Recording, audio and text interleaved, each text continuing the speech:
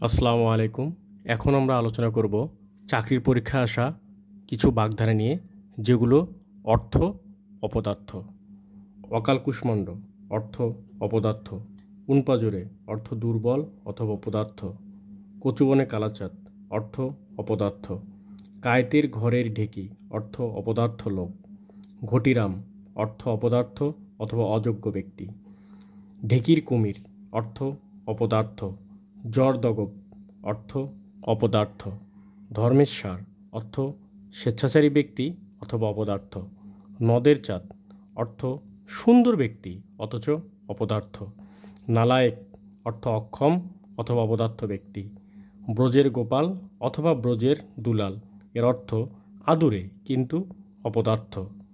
ষাঁড়ের গোবর অর্থ অকেজো, অকর্মণ্য অথবা অপদার্থ।